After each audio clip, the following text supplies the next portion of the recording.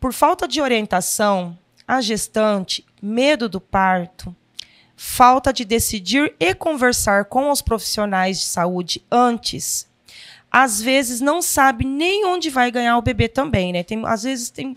Aqui não, porque a gente só tem um hospital único na cidade, mas em cidades maiores, muitas delas nem sabem em qual lugar elas vão para ter esses bebês.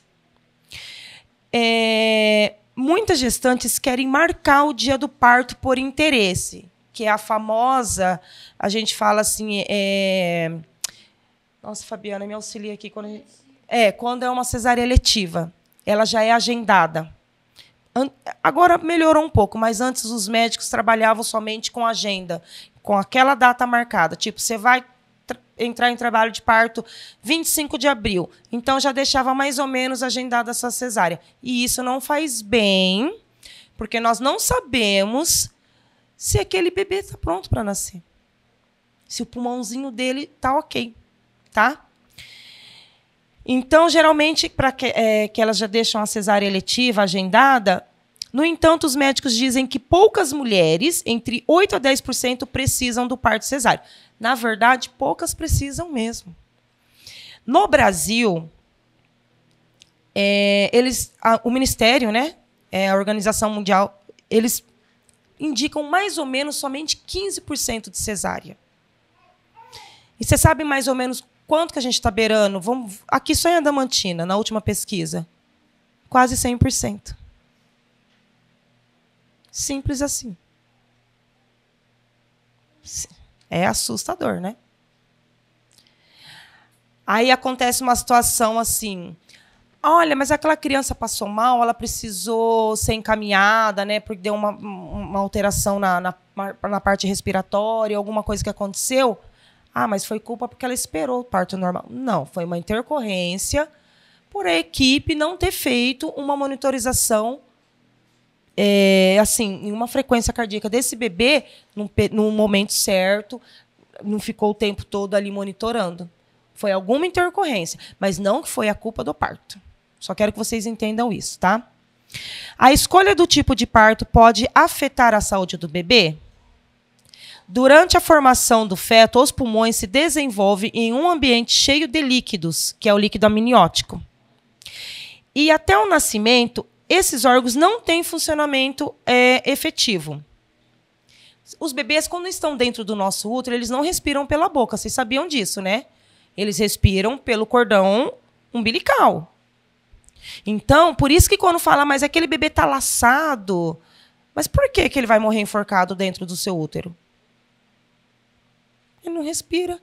Ele só vai respirar quando ele vir conhecer o mundo aqui fora. Tá?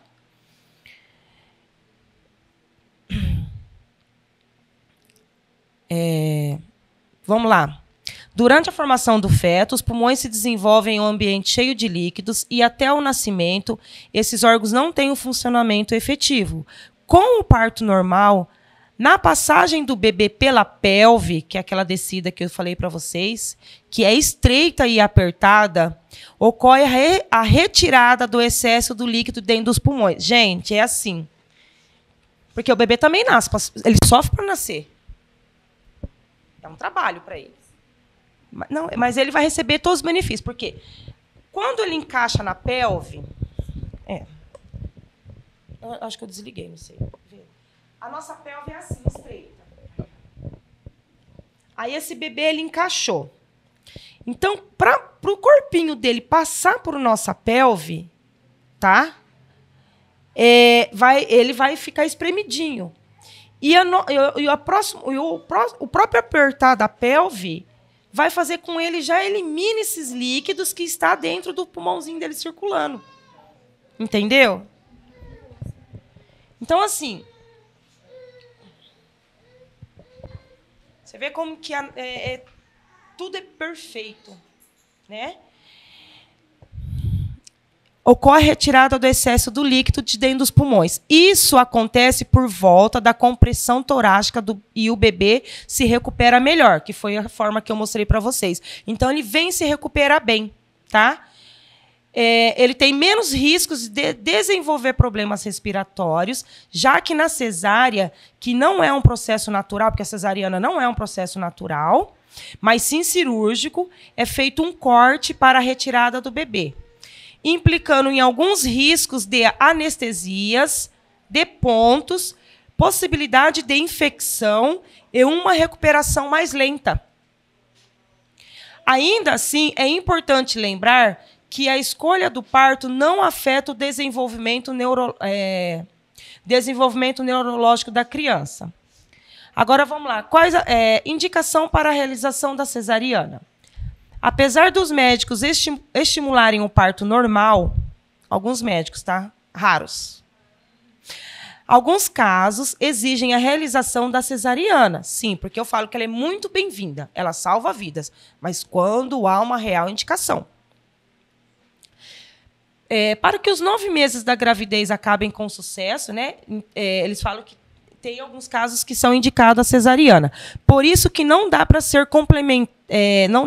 completamente a favor de um ou a de outro, que é o que eu falo. Tem que se ser a favor do parto, que traga benefícios para a mãe e para o bebê. Na hora do parto, é preciso que seja feita uma avaliação médica antes de indicar a cesariana. Mas existem alguns casos comuns que exigem a cesariana, como placenta prévia, parcial ou total. Tá? Quando uma placenta está fixada na parte de baixo do útero, totalmente ou parcialmente em cima do colo do útero, um dos principais fatores para a placenta estar prévia no final da gestação é uma das razões da cesariana. Não se preocupe, mas como que eu vou saber? Os médicos vão saber, tá? Então, não... Você vai falar assim, mas eu não sei o que é isso, não sei se os médicos vão saber. Isso aí, quando você tiver... Não lembro se é 20 algumas semanas, através de algum exame... Você lembra, Fabiana? Acho que não lembro aqui, me fugiu, está no meu material.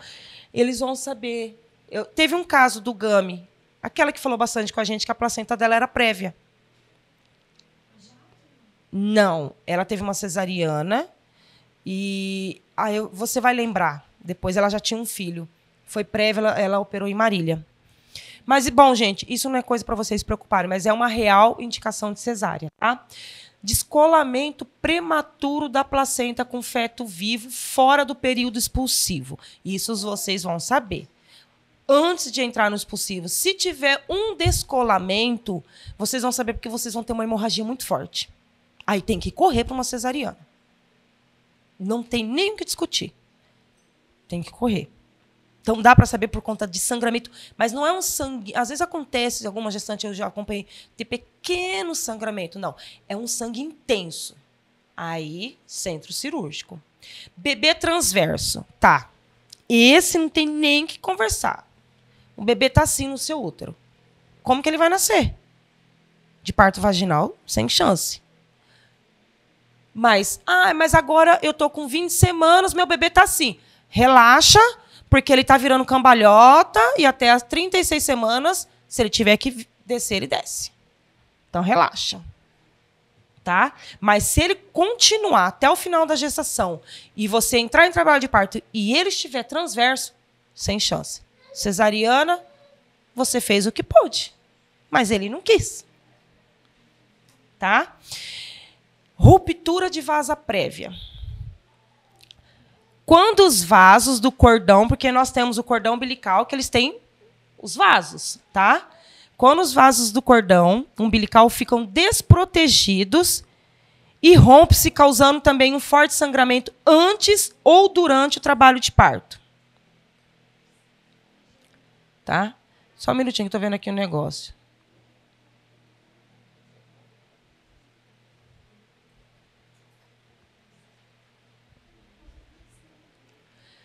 Gente, eu confundi só um negócio quando eu falei do descolamento da placenta, que é o do sangramento primeiro. Esse descolamento prematuro, às vezes, pode ocorrer a partir de 20 semanas de gestação, tá? Ela se desprende do útero no período expulsivo. Mas não é ele que dá esse sangramento intenso, mas os médicos descobrem quando tem esse descolamento, tá? Que é onde vai para a cesárea também. E essa vasa prévia, que é a ruptura, que dá esse sangramento aí, tá bom? Perdão, gente, é que hoje o dia foi bem e eu me confundi. Bom, gente, isso aí, e a questão que eu falo também, os que são intercorrências, que é a questão da pré-eclâmpsia, diabetes gestacional, que vocês têm que tomar muito cuidado, tá? São casos que são intercorrências. E a frequência, quando você está em trabalho de parto, você não tem ninguém monitorando, a frequência daquele bebê cardíaca pode diminuir, desacelerar, vai para a cesariana. Os médicos, a gente sabe ali, que nem eu, quando estou acompanhando como doula ali, eu sei olhar os batimentos ali. Eles estão monitorando, aí eu olho para a gestante, se está tudo bem, se não está, porque a gente também não pode falar muito ali. Eu não posso atrapalhar o trabalho de uma equipe. Mas é igual eu falo, esse último parto que eu acompanhei agora, Guararapes, que foi lindo, Fabiana, eu falava para o pai, o Felipe, é uma graça ele, eu falava assim para ele, Felipe, mas como que eu vou saber se está tudo bem? Porque ele ficou atrás dela, ali no Expulsivo, e eu fiquei deitadinha ali no cantinho, no chão, avaliando ali o nascimento, ali junto com o enfermeiro. Eu falei, Felipe, não se preocupa não, que eu vou falar com os olhos. Aí, depois que eu fui fazer a visita de pós-parto, é uma família de Rinópolis, mas ganhou em Guararapes. Aí eu falei para ele falou, nossa, Andresa, você realmente o tempo todo só conversou com os olhos comigo, eu sabia que estava tudo bem. Eu falei, tá vendo? Os olhos, gente, o olhar diz tudo, né? E... Que horas são, Fabiana? Eu quero falar rapidinho sobre as intercorrências. Tá. E depois eu vou abrir um espaço para dúvida. Peraí. Pode falar que eu estou escutando. Eu salvei o negócio aqui.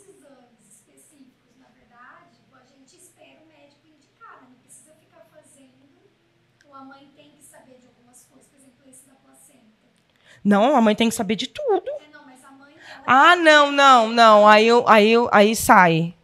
Aí não.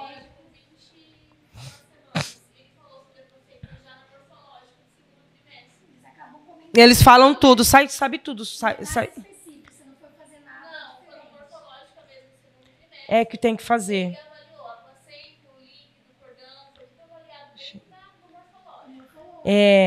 Isso aí sai no exame morfológico. Eu estou salvando aqui. Eu salvei um negócio aqui para falar. Então, eu estava falando sobre a intercorrência, eu queria ler só aqui, As intercorrências mais comuns na gravidez, relatadas, no caso, pela literatura, porque a gente, assim, tudo que nós temos que falar é com estudo com bases científicas, tá? Não é o que eu ouvi ali, o que o médico falou ali, o que ciclano. A gente tem que ter base e trabalhar em cima de evidências, tá? Em qualquer situação, até no trabalho dela, tá bom? Ela não pode falar sobre um procedimento ali, né, dentro da área dela, que não tenha base. As intercorrências mais comuns na gravidez estão representadas por desvio quanto ao... vocês já ouviram falar sobre quanto ao crescimento fetal intrauterino? Chegam os médicos, no caso, no final da gestação, se eles perceberem, através, lógico, de uma ultrassonografia, que aquele bebê está com uma restrição no crescimento, aí é sinal que ele não está recebendo todos aqueles nutrientes necessários através do cordão, aí é necessário, ou, no caso, fazer uma indução, mas precisa tirar aquele bebê. Tá? Isso aí, então, é uma intercorrência na gestação que a gente fala, tá? Esse meu celular ele fica fechando. Aqui. Macrosomia fetal, que é o do crescimento intrauterino restrito. Bebê, números de fetos, às vezes tem vários números de fetos, gestação de 3, 4, 5, também pode haver bastante intercorrência, tá? Que é o caso aqui de ninguém, né? Ninguém está de gemelar, aqui não veio. Tá? Alterações no volume de líquido amniótico também, tá? E amenorrese prematura, que é o trabalho de parto prematuro também. É uma situação que possa trazer uma intercorrência. Esse negócio de gravidez prolongada não existe, que eu falo que bebês não passam da hora. Mas pode acontecer de estar chegando até as 42 semanas e esse bebê está lá pleno, achando que ali é um lugar lindo e maravilhoso, porque realmente é. né? Quando ele conhece o mundo aqui fora, é um momento muito desafiador para aquela família, que é o período da esterogestação. São bebês fora do útero. A tal da diabetes gestacional que eu te falei, hemorragias na gestação, insuficiência istimocervical, que isso aí é descoberto nos exames, tá, gente? Todos os exames que vocês... Se não saiu nada disso, porque está tudo bem. E aloimunização e óbito fetal. Então, são intercorrências que acontecem, tá? O que eu tinha a falar, que é muita informação para a cabeça de vocês, claro, seria sobre isso. A gente tem algumas intercorrências que podem acontecer no pós-parto, que é a tal da hemorragia, né, que às vezes acontece de algumas mulheres até precisarem fazer a retirada do útero, tá bom? Isso com a maioria das vezes, os riscos maiores são numa pós-cesariana, mas também partos vaginais também podem ocorrer, tá? Algumas das intercorrências. E também, na amamentação, são inúmeras. Por isso que eu falo, vocês que pretendem amamentar, cada lar que eu visito, eu sempre pergunto, você quer amamentar? Porque, às vezes, se a mulher não quiser amamentar, não adianta insistir. Né, Fabiana? Nós passamos as orientações, né, dos benefícios que o aleitamento materno traz para aquele bebê, mas a gente tem que respeitar, e é um direito daquela mulher, e não amamentar. E ponto. Falo da questão da chupeta. Se você perguntar para mim, a gente também fala o porquê de não oferecer a chupeta, mas também eu não sou dona do seu nariz e eu não mando na criação do seu filho. Única coisa que eu oriento, nos primeiros dias, nas primeiras semanas, procurar não ofertar se não houver a necessidade. Por quê? Traz inúmeros... É prejudicial? Sim. Pode ocorrer que aquela criança abandone o peito por conta de um bico? Sim. Pode haver um aumento de incômodos de gases, que é as famosas cólicas que vocês falam, que bebês não têm cólicas até os 30 dias de nascido, eles têm gases. Por quê? Gente, aquele bebê acabou de nascer. A parte digestiva, trânsito, o intestino, está começando a trabalhar. Ele não anda, ele não engatinha, ele não se movimenta. Vai haver gases. Aí você oferece uma chupetinha deliciosa para ele, uma borrachinha para ele chupar, vai ter gases. Aí tem a mãe que não entende, sai que nem uma louca, pagando uma consulta com um pediatra. Gente, eu não vou falar o nome, pediatra mais antiguinho. Aí ele fala assim, dá um chazinho com açúcar e um simeticona, né, Fabiana? Já não escutamos isso muitas vezes? Não, gente. Por isso que eu falo, informação é tudo. Vocês têm que perguntar pessoas capacitadas. Hoje, existem inúmeros de profissionais capacitados. Tá? O GAMI, infelizmente, não está entrando ainda na Santa Casa, mas nós, pelo GAMI, não fazemos atendimento domiciliar, mas a gente pode estar passando orientações, informações, tirando dúvidas através do grupo do WhatsApp. Eu também trabalho o dia inteiro. Eu sou funcionária pública. Se eu não puder te atender naquele momento, eu vou responder. Só paciência. Não sai que nem uma louca, desesperada. Tá bom? Às vezes, no pronto-socorro, hoje vocês viram como que está abarrofado, né? Covid ainda não acabou. Esses bebezinhos nascem aí, não tem imunidade nenhuma. Claro, se não for uma emergência, manda uma mensagenzinha, a gente vai responder com todo amor e carinho, né, Fabiana? É assim... Eu já falei mais ou menos, senão a gente fica a noite inteira aqui e vocês ficam cansadas. Mas eu gostaria de abrir, eu sempre gosto de abrir uns minutinhos, às vezes para vocês tirarem dúvidas, que eu possa responder. Querendo também resolver, né, e ficam um pouquinho impotentes, né? O papai tem alguma pergunta? Esse lado, ela falou? Tá.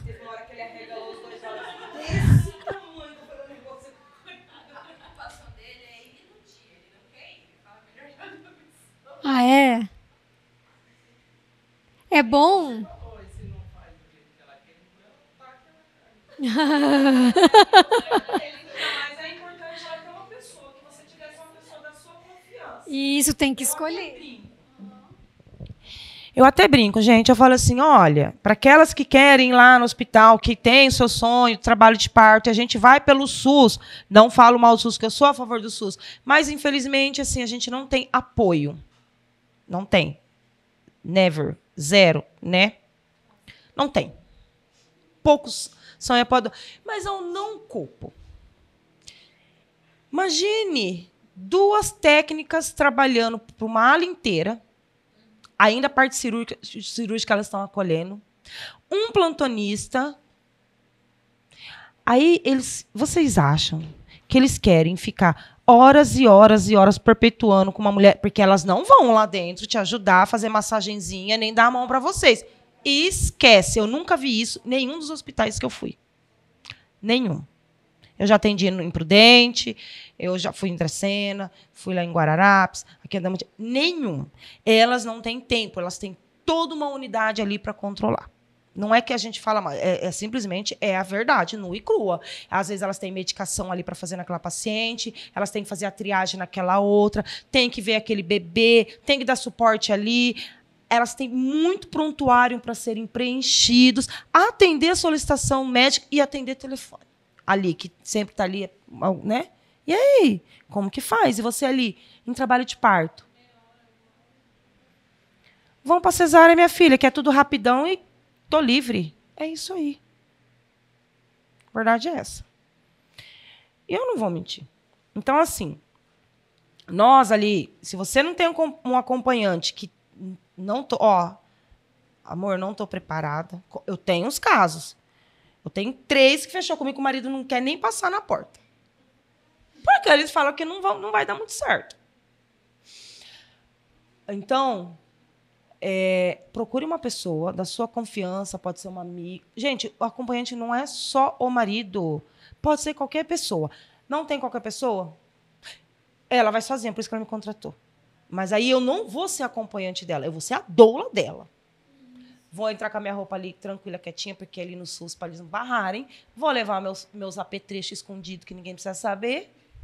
E vamos trabalhar. Por quê? A gente está com o projeto de lei, né, Fabiana, que está para ir para votação, acho que agora na segunda quinzena. Não sabemos se vai ser aprovado. Mas, por enquanto que não está sendo aprovado, eu estou entrando no lugar do acompanhante. Por quê? Porque tem uma lei federal que não pode barrar uma pessoa que a gestante vai levar. Então, aonde eu entro? É assim que eu estou fazendo. E é assim que eu estou conseguindo trabalhar. Aqui só, né, Fabiana? Porque outra cidade já está liberando doula, fotógrafo, acompanhante. Mas, por enquanto, a gente tem que ter um pouquinho de paciência. Perguntas? Você está quietinha. A Vanessa, né? A Angélica é a primeira vez.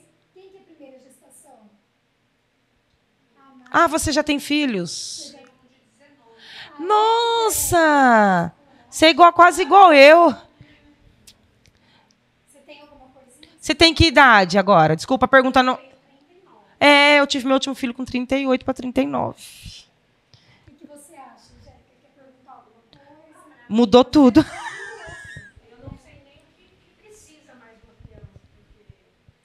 Precisa de muito amor, de muito carinho, de muito feto, muito peito, muito colo, porque ao contrário da nossa época que diziam assim, olha, você está acostumando muito mal essa criança no colo, essa criança precisa ir mais para o carrinho, e depois eu quero ver quem que vai chacoalhar essa criança. Deixa chorar que ela não vai morrer, e não é nada disso, tá? Dentro da esterogestação, até o 3º mês, aproximadamente, esse bebê precisa, sim, de muito colo. A mãe ali, toda, lógico, ela vai ter os momentos que ela não vai, né, conseguir dar esse suporte, mas tem as pessoas ao seu redor. O maridão, quando chega do serviço, ou as pessoas que moram próximas, né? Mas essa criança precisa de colo. Ah, mas eu não limpei a casa hoje. Tudo bem. Quem tiver incomodado com a casa suja, vai lá e limpa. Minha roupa está sem lavar. Tudo bem. A pessoa que está ali ao seu lado, que te ajude. Porque nós crescemos com a cultura que o quê? A casa tem que estar limpa, a roupa tem que estar lavada, e a comida feita, e a criança no berço. Mas não é assim.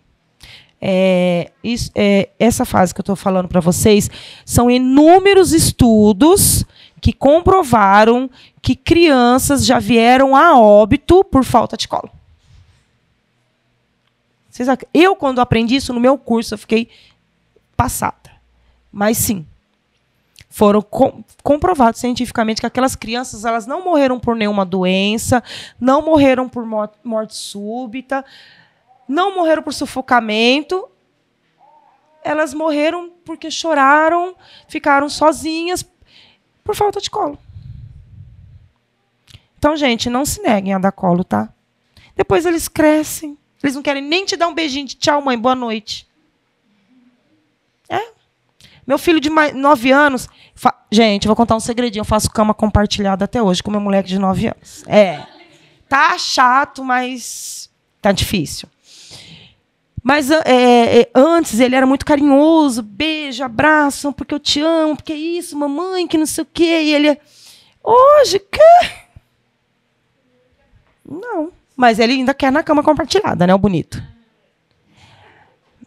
Mas Fabiana. Passo por isso.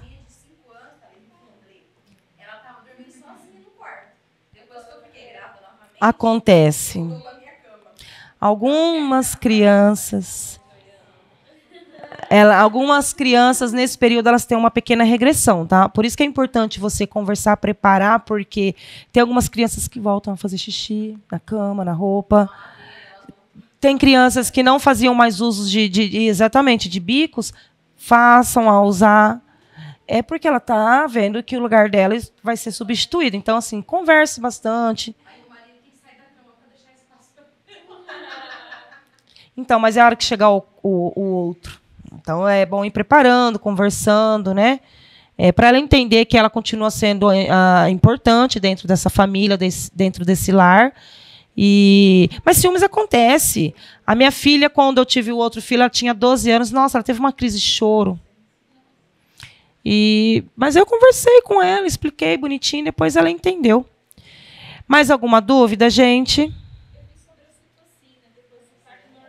Sim.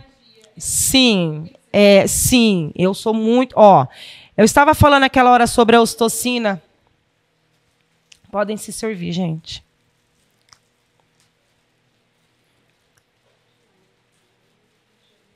Porque, assim, a ocitocina, ela é um hormônio que nós produzimos, né?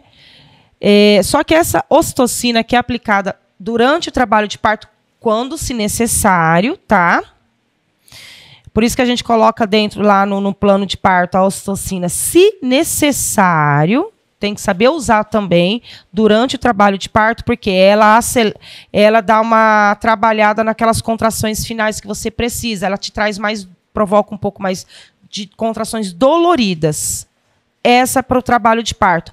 E no pós-parto, ali no pós-parto imediato, tanto no parto vaginal quanto no parto cesariana, após esse parto, eles aplicam essa ocitocina. Por quê, Andresa? Ela é um hormônio que ela favorece ali o útero a voltar a contrair, né? Para você não ter uma hemorragia. Porque se o seu útero não voltar a contrair e ele não continuar aquele processo, você pode ter uma hemorragia. Então, eu sou a favor, sim, da ocitocina no pós-parto imediato. Em qualquer via de parto tem que ser aplicado, tá? Eles aplicam, eu já vi por injeção no intramuscular e já vi por aplicar no acesso do soro, tá? Mas ela é importante. E também outra coisa que libera mais a ocitocina, que é a nossa ocitocina natural. Peito. Porque a gente precisa de ocitocina para o leite, no caso, colostro. Então, essa ocitocina, assim que o bebê nasce, principalmente quando é um parto natural, normal, a gente nasceu aquele bebê com um cordão ainda, tá? Com a placenta dentro daquela mulher, a gente leva o bebê imediatamente para aquela mãe, faz o contato pele a pele, o colo, né? Que é o momento imprint, o reconhecimento, e ela começa a produzir mais ocitocina, que vai trabalhar a descida desse colostro e vai trabalhar o útero dela e evitar que ela tenha uma hemorragia pós-parto. Entendeu? Por isso que essa é a importância.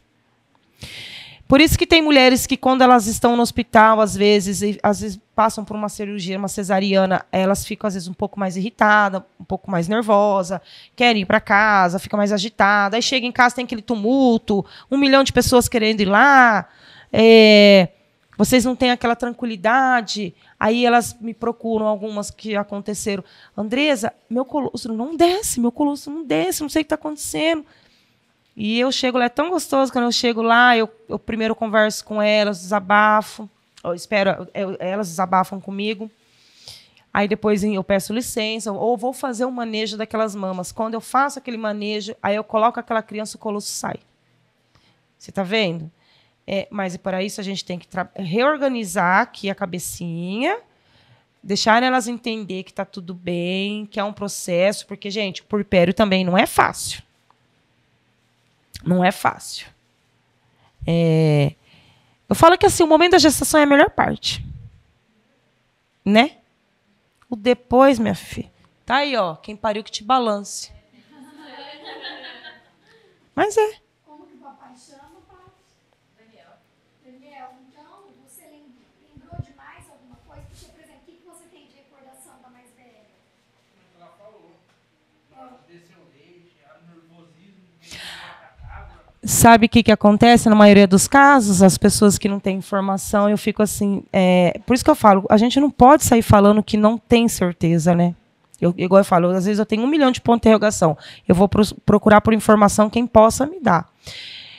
Ai, você não tem leite. Às vezes ele está com o peito ali, Fabiana, cheio de colostro, aquelas mamas endurecidas, mas não teve o manejo. Você está ali tensa. Aí dá uma mamadeira, corre comprar uma lata de NAN. Nem sabe se a criança vai poder tomar aquele NAN. Ai, se você está com a mama endurecida, aquele colostro ali, e você não fez um manejo certo, não teve uma orientação de um profissional correto, seu leite, no caso o colostro ali, né, não vai descer. Aí você coloca o bebê para chupar. Ele chupa, chupa, chupa, não sai nada. Calma. Aí o marido fica assim, meu filho não vai morrer de fome. Quanto quer o leite? Eu vou lá buscar. Tô mentindo, gente? Calma, isso acontece no mundo inteiro. Então, assim... Meu Deus. Fabiana, me corrija se estiver errado. O leite materno não tem nem aquela lata do leite mais caro no planeta que supra todas as necessidades que um recém-nascido, uma criança precisa. Não adianta. Eu vejo o caso de você comprar uma latinha de leite por R$300. Sim, R$300. Uma latinha para 5 dias. Porque tem bebês que tem alguma que não se adaptam ali. Ah, porque eu vou lhe comprar um Nestogênio. E se não der certo? Ah, é porque eu vou comprar ali. Então, você precisa dar um leite mais caro, né, Fabiano? Que tem leite nesse valor. Quando eu tinha minha filha, voltando ao assunto sério mesmo, que eu cheguei a passar fome para comprar um leite para minha filha. Eu sofri um acidente muito grave de carro quando a minha filha ia fazer 6 meses. E ela estava só na amamentação exclusiva. Só que, infelizmente, eu entrei em coma. E eu fui em Andradina. E a minha família teve... Não aconteceu nada. Deus foi tão grande, eu falo assim, gente, eu sou tão assim a Deus, que quando eu sofri esse acidente, eu fui jogada para a pista, e minha filha enroladinha, era um frio de julho. Minha filha enroladinha no cobertor com 5 meses e meio, acharam ela no matagal, no acostamento. Foi o que salvou a queda dela. Ela tinha só um arranhão. Mas o que acontece? Eu tive que parar de amamentá-la. Porque eu estava em coma, tive que fazer cirurgia, quebrei todos os ossos da minha face, quebrei mandíbula, enfim. E meu pai foi correndo buscar com a minha madrasta a minha filha. Só que a minha filha adoeceu. Porque eles entraram com... Não sei se foi forma, leite... Acho que era leite saquinho, naquela época. E minha filha adoeceu demais. Ficou gravíssima. Até que meu pai, coitadinho, meu pai estava passando um sufoco, um aperto. E ele não tinha dinheiro nem para pagar uma consulta. Aí ele pegou um cheque predatado da minha madrasta e falou assim... E o doutor César Marinho. Nossa, eu sou abençoada com aquele homem. Largou as consultas dele, levou ela... Aí minha filha teve que tomar um leite, na época, que chamava L110. Hoje está custando mais de R$300 uma lata. Eu dei esse leite por 3 meses, até ela ir para um NAN naquela época. Gente, Eu era uma assalariada. Eu tive que me virar. Ou eu dava, ou minha filha morria. E eu tive que me virar. Porque minha filha quase morreu. Por isso que eu tô falando, gente. Agora, aí na época que eu fui lá com minha filha internada, o doutor César falou, tenta dar o peito. Eu falei, eu tô mais de 40 dias sem amamentar, porque depois eu saí, eu fiz as cirurgias, tudo, me recuperei e fui visitá-la. Mas eu não tinha mais. E eu estava tomando muito remédio, não conseguia amamentar mais. Mas só para vocês terem noção, o leite materno não tem nenhuma restrição para um bebê, que é igual como se você troca de uma forma para outra. Ah, mas eu não tenho leite. Tem, gente. Tem. A gente produz. Só que tem que ter muita paciência, apoio de pessoas incentivadoras e ajuda. Tá? Se você não tiver essa ajuda e pessoas ao seu redor, você vai desistir. Porque, às vezes, se você tem uma lesão na mama, um machucado, gente, ninguém aguenta. Por isso que é sempre importante vocês procurarem uma profissional. Se, às vezes, não tem uma profissional, no caso, uma conhecida, né, Fabiana, que eu falo, gente, não é caro ter uma consultora. As pessoas, às vezes, acham que é muito mais barato você comprar uma latinha de leite. Mas muito. Que, às vezes, com um atendimento, você resolve o problema. A lá de leite tem que comprar. Às vezes, fala, mas eu vou ali no posto. Eu não sei como que tá as regras do posto, que está mudando muita coisa ali. Eu nem estou sabendo. Né, Fabiana? Eu não sei como que tá essas questões. Mas o que eu digo é o seguinte, não desistam da amamentação. Não desistam. Tem como prosseguir, sim. Você está amamentando ainda? Aí, ó, tá vendo? E eu falo, meus filhos, olha, eu não tenho nem conta em farmácia. Não tenho, Fabiana. Meus moleques tudo mamou peito, problema de garganta, infecção, não. Só tive o problema com o do meio, que teve intolerância quando foi tomar fórmula. Aí deu da lactose, eu tive que tirar. Mas do resto, eu não sei nem o que é gastar remédio em farmácia. Sério mesmo. Mais alguma pergunta, gente? Eu lembro certinho que eu fiquei uns 20 minutos com essa mãezinha, primeiro tranquilizando, perguntando se ela aceitava a massagem. E aí, nessa massagem, a gente colocou o nenê. Claro, o nenê tem que estar bem acordado. Então, claro que são muitas as informações. A Mi que fala, né, Mi, agora que é recente.